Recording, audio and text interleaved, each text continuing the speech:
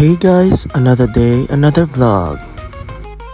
Welcome to Where's Louis Dan. Subong guys, updunta ka mo sa akong nga journey here in Ireland.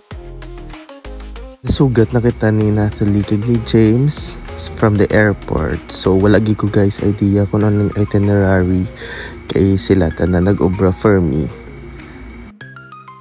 This time, nag-upit kami sa grocery store. Welcome to Gaisano City. Since 7 AM ang abot ko sa Ireland guys. Nag-grocery ka pa para sa mga breakfast before magpuli. So, amo na ni guys ang ilang neighborhood, no? So, makasiling ko nga doara na ko sa Europe kay kanami. And bless ko guys kay pag-abot ko nami ang weather, no? Before ko nag-abot, 8 days ko na wala nag-init, tapos nagbagyo pa. Kag-ari na ginakulbaan ko guys. Cheers! Aga pa ba? Cheers! Welcome to Ireland! Say cheers! Cheers! And I want the rock. I thought you want ginger ale. Okay guys, kabalo na kamo kung ano sila kahilo. First day pa lang. Thank you! Come on! Let's go play outside! High pitch kaya dapat, no? Okay guys, susubong start na ko sa nosebleed kay first day pa lang kapoy na ko yung English. It's a 7-star. Before naglagaw guys, nag-freshen up ko, nag-rest na. So, kita nyo to, mayara pa sila yung care pack. Hi!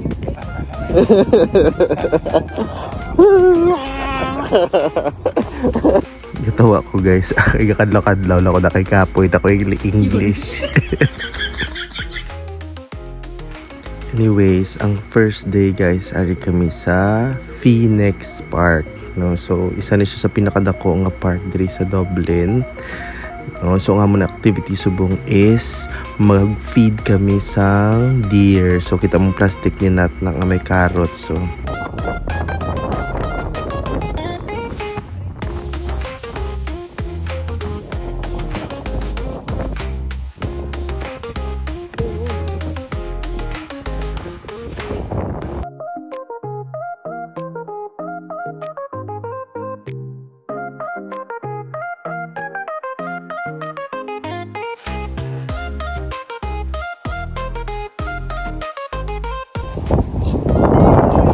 job.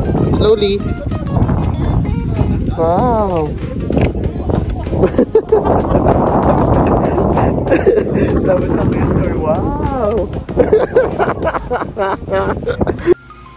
After feeding the deer guys, nag-abot na ang ano ganit park sheriff or was ang gabantay bala sa park pala kay hindi gali pwede ka feed sa deer. So, ginshushu nila ang deer.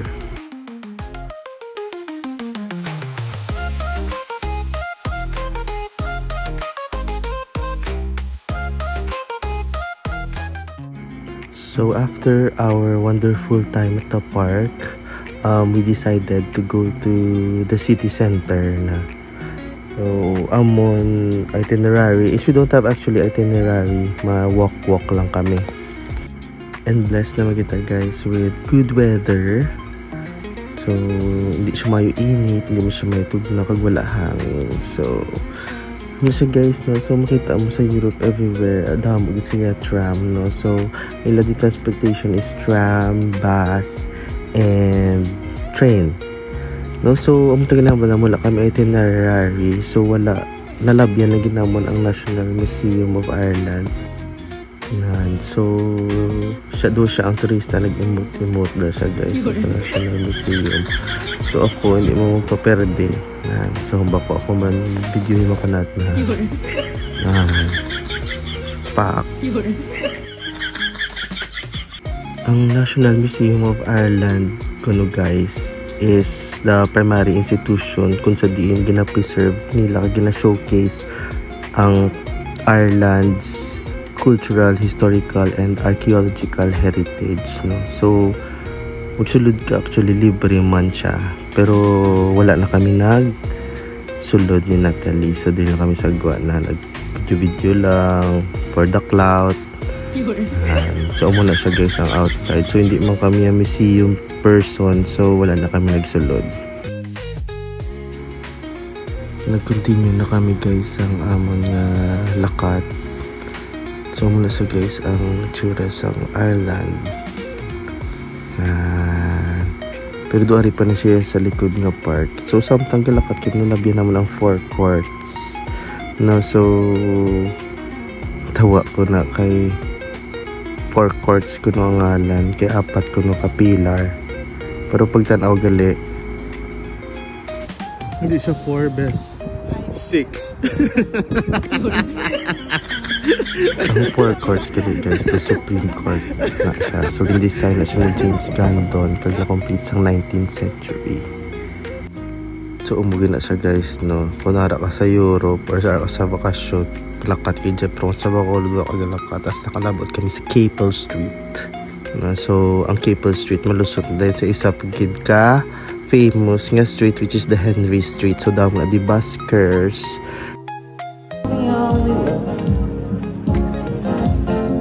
Sa end sang Henry Street guys, makita mo taas nga landmark, arang may araw na naman na siyang ginatawag na spire. And also guys, diri ba makita ang Arnott's which is the oldest and largest department store. Ang next guys is the Grafton Street. So ini naman nga street ya guys kung medyo syala-syala ka, no. So diri ka bagay, no. So diri mga luxury shops, no, mga namin nga restaurants. So kung damo kwarta, go. Isa pagid guys ka tourist attraction is the Muling Malone statue. So dapat kuno hikapon niya dibdib para kuno swerte ka. Is guys kapanumdum ko no kay nga ginabasto siya kay tanawa mabalang yabayo no. Gagwa ang cleavage nan kay biskan bugtaw nagagwa-gwa cleavage nga dapat naka-popper jacket na saya no. Nagdalagaw gali guys, nagkaon man kami na and nag-coffee sa do isa ka cafe or restaurant na do ka Irish vibe kid siya. So wala ko galing video pero may ara ko picture which is but i-flash ka din. Dili kami nagkaon. Going na kita guys sa exciting part, no. So kablo naman kita nga ang Irish people have a strong drinking culture, no. So ang pub dako ni siya nga part sa ilang social life, no, and many enjoy good pints of Guinness or whiskey, no. So hindi mo human ang imong Ireland nga travel if hindi ka makakadto sa sining part sang Dublin, no, which is the Temple Bar Street, and ang ilagid nga famous nga Temple Bar, no. So the Temple Bar, so first day pa lang, first night, this is it.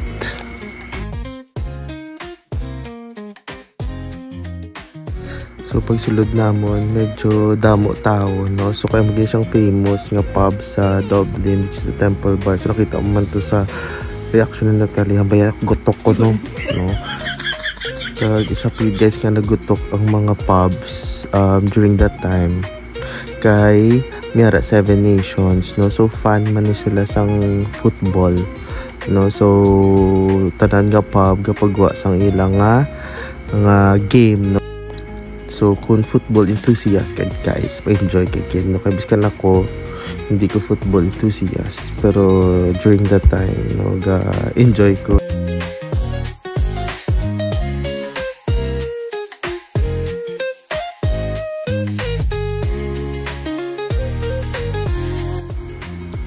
So muna siya guys ang sulod sang Temple Bar, no. So pub ni siya, no, medyo dako siya gali. So abi sagwa do gamay lang siya pero nando miyara pa sila al fresco. So umano lang nga bar guys. So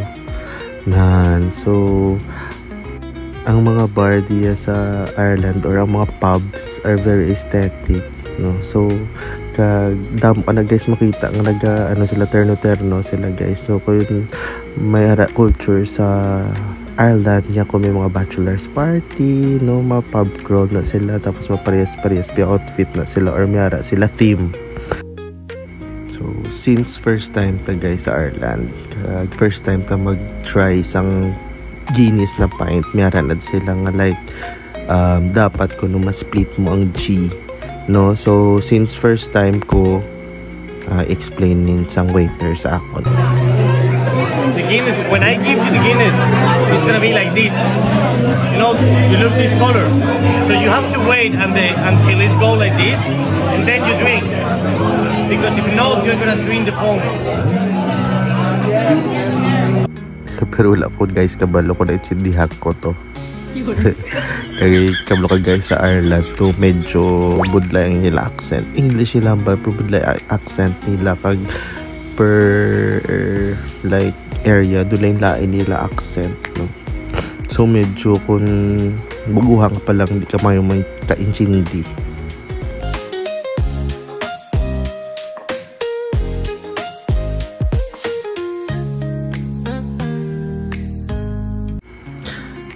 Fun na di guys ang night kay may na siya band, no? So sa Ireland yan hindi uso ang tugs ang nilaya is band. So check this out.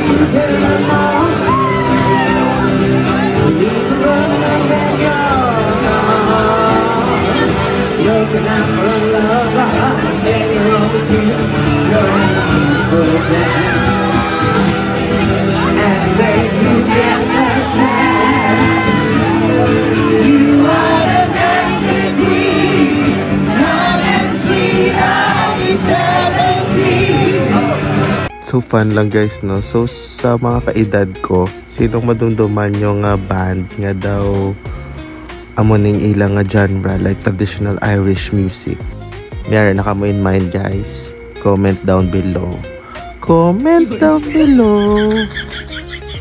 And after all, you're my wonderwall. Cheers! Game! Cheers! 1, 2, 3, go!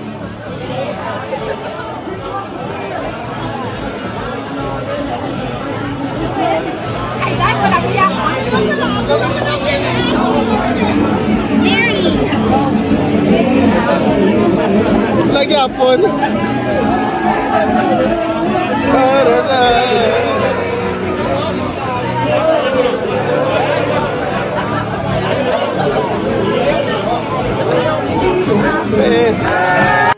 To cap the night guys, so we also meet new friends from Malaysia, from England, also from the Philippines. Isa ko a friend, no? So fun lang gid guys ang night. So nag-drink lang gid kami.